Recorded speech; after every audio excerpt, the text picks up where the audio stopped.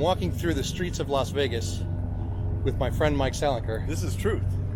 Even though it doesn't look like Las Vegas, it just looks like a regular old street. It looks like a lot of Las Vegas.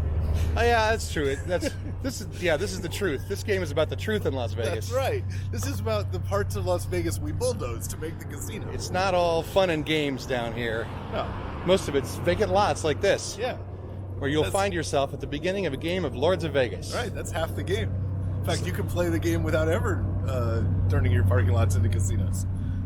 You can play the game That's true. You could just stand up and leave. And the without game will, playing the game. Right. You could just stand up and leave, and the game will give you money. So That Mike, sounds like a pretty good deal. so Mike, what first inspired you to make a game about Las Vegas? I was reading an article about the casinos in Vegas and discovered that they had a life expectancy of 15 years. And Yeah. I thought that was ridiculous. No, that sounds about right though. Yeah.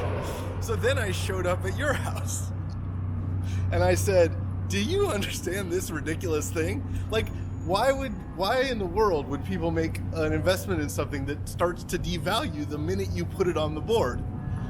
Well, And you said, Las Vegas casinos are like cars. They lose half their value as soon as you put them on the lot. right. And you said we could make a game about that. You're damn right we can make a game That's about right. That was the genesis. that. Because the first words out of my mouth, no matter what I hear, right, sure. are always, I can make a game about that. You've made more games than I have. Well, that's true. But I can definitely make games about Las Vegas. Yes, we were both very excited about that idea because first thing is we were eating Chinese food. And- Where were we? Yeah, so we went out to dinner to eat Chinese food, and both fell in love with the idea of writing a game about Las Vegas. And that was that in Seattle? Was that at... in Seattle. Yeah. I have no memory of this. Anyway, Carol was there. Maybe Nora. I don't I know. have no memory It of doesn't yesterday. matter. The point is not that we had Chinese food. The point is that we said, let's write a game about Vegas. I remember an early build of Lords of Vegas, back when it was still called Dust and Sin, Right. back Right. before we found ourselves a publisher. Well, sure. Yeah. There was a version of this game where the casino pieces were like Tetris pieces. Yes. They were not single squares. They were not single squares. You had to make little puzzle-related Right. decisions about managing your pieces. Guess who that appealed to? Oh, it was terrible. Right. Oh, sorry. I thought you were going to say no one. I was 100% sure that the answer was no one, No, and that was me agreeing with you, but of course it appealed to Mike. Right. I thought it was great. You said Well- this is terrible. Well, I didn't immediately say it was terrible, but I discovered pretty through close. playtest that it was terrible. It was pretty close to a Because the game mostly involved figuring out the obvious way to make the change you need medium. Right. and making that mechanic tedious but pointless. Right. Yeah. But I mean, that's what game development is. You come up with too many rules and then take away the ones that suck. Yeah. That was an easy shift. Like one of the great things I remember about one of the great changes we made along the way was that early versions had no parking lot money. I'll get a long story about that. Yeah. So I have a tale of woe Tell about us. the mechanic you just mentioned, which is that parking lots, the vacant lots, pay money to players even when they are vacant. So during the later parts of development in Lords of Vegas, we came up with this notion that the parking lot should pay money.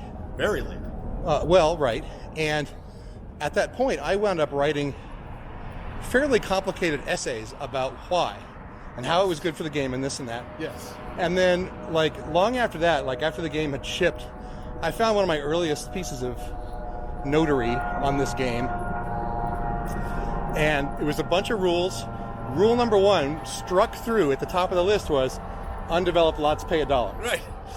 And, god damn, if I'd only been smart enough not to take the rule out, we would have Right. never had to argue so hard to put it back in. Right. And I know the reason that I took it out I was... remember you resisting the idea the longest time. No, it was struck early because... No, I meant when putting it back in, put it yeah. back in, I mean, not put it back in. When Right. I suggested it for Right. the first No, time. it was struck early because there was just too much money coming from everywhere. Right, exactly. And other things were to blame, and those things eventually went away. Right.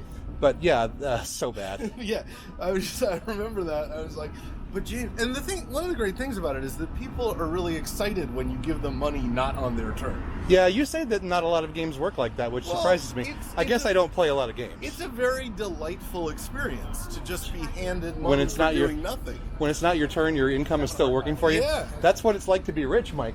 Well, Yeah, yeah, we should try it ourselves. I don't know. Maybe this is the Kickstarter that does that. I hope so. From what I've heard about money, I'm surprised everyone doesn't have it. It Yeah, sounds great. Pretty good. Yeah.